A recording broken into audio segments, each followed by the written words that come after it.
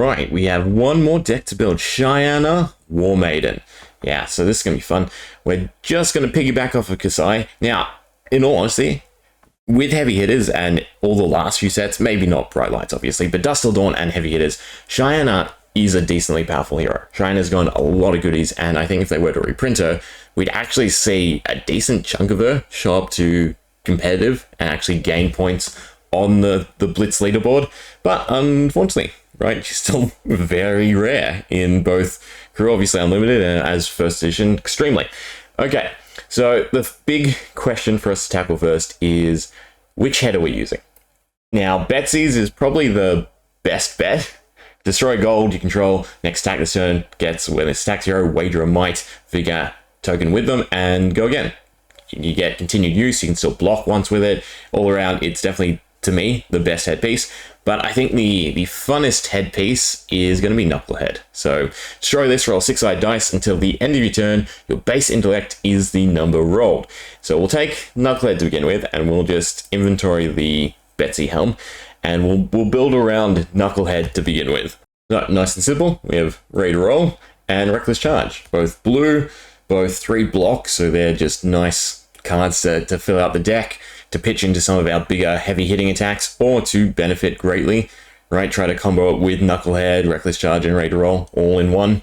Now, I will say, I'm a little surprised that Kasai's headpiece wasn't something like convert gold into X copper, just to make Blood on a Hand still usable and still powerful. Of course, there still are, warrior actions that generate copper, but yeah, it would have been just an interesting thing. Even if it was still, pay 1, banish, destroy 1 gold, turn it into 3 copper or something just to set up for Blood on the Hands, I think would have been fun and interesting. But, well, it's what we got. It's an okay draw engine. Again, to me, Betsy's is just... the simple fact that you get continued use is what makes it so powerful. But we do want Raise an Army. We're not going to take Blood on the Hands. There's no use to it. Okay, so equipment-wise, we have Orum's Aegis. Just fantastic. Counts as gold, so that feeds straight into Raise an Army. We can still block once with it. So it's better than the other shield we can run, which is just the basic, I forget what it's even called, but it's only 1 defense if we have less HP than our opponent. So run this, run 1 flail, because we still need some weapons to proc a few things. And then we have the Arcane Lantern as our switch out, right, in case we need Arcane. Although, would I still just run the Aegis overall because of the fact that it feeds into Raise an Army? Maybe. But then we have Fair Enough Spring Tunic, just best in slot, still, chest. You can take a few more quicker acting cards. What is it? Silken Gi is decent to combo with some of the big Guardian attacks. And then we also have the other Blossom of Spring. Yeah, so destroy this, gain 1 resource.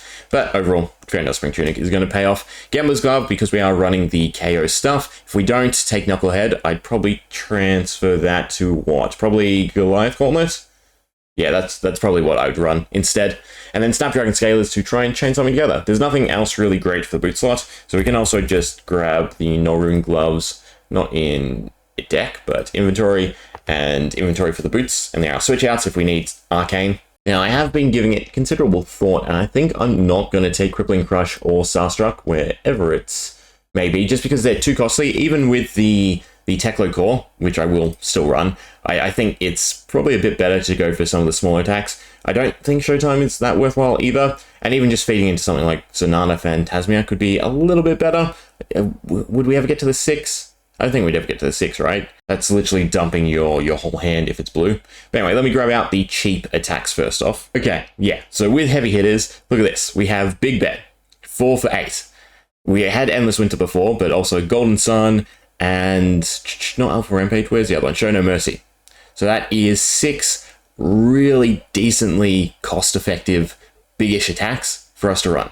That is fantastic. Up the ante as well to combo it in. But yeah, just the inclusion of these 6 extra cards, instead of taking again Starstruck or Crippling Crush, is going to be so impactful for Shiyana, because they are super powerful cards with a decent cost basis. Okay, I need to flesh out the more defensive side of the deck, I think. Okay, so still taking all of the Riptide traps, just because they are pretty nice, with Bustle Trap being the best, in my opinion. It's just so great at shutting things down. That leaves us with 13 cards. What do we run? Do I look through the generics, or is there something else we might? Do we want to take the Runeblade stuff? Probably not. I don't think it's too useful, right? I mean, it is a decent amount of damage we can pressure with it. So if we did, say, 2 blue, that's still 3 Reenchant tokens, an extra 3 onto one of these. If you combo with Soul Reaping, that's a decent hand. But we still have to defend. So no, I think the Runeblade don't mesh up just enough. But there is potentially maybe Anthem of Spring and Force of Nature. Probably just Force of Nature for the draw again effect. Because big bets, and then look for some more attack reactions that could really help us out. Okay, so here's our big deck. I did swap to the Fleetfoot Sandals just to activate Flavor Agony into the Sellswords. And then what I ended up filling out with is Standing Order and Money Where Your Mouth Is and Pummels as our buffs. But I think what I do want to just check out is we'll strip out the KO stuff and we'll see what that opens up particularly.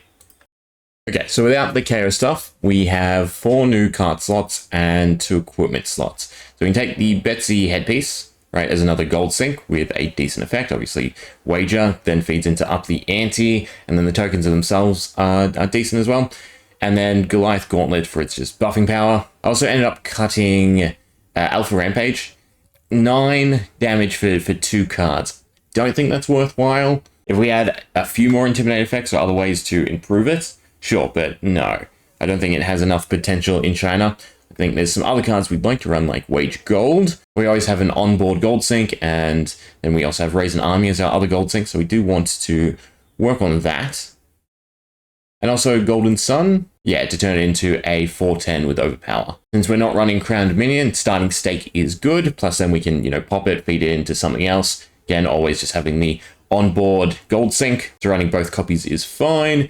Spark of Genius and Tekla Core help improve our resource generation, and then just a bunch of good attacks from everyone. Big Bets, Endless Winter, Show No Mercy, Soul Reaping, the Golden Sun, and our 2 Wage Gold. So how many is that in total? 2, 4, 6, 7, 9, 11, 13.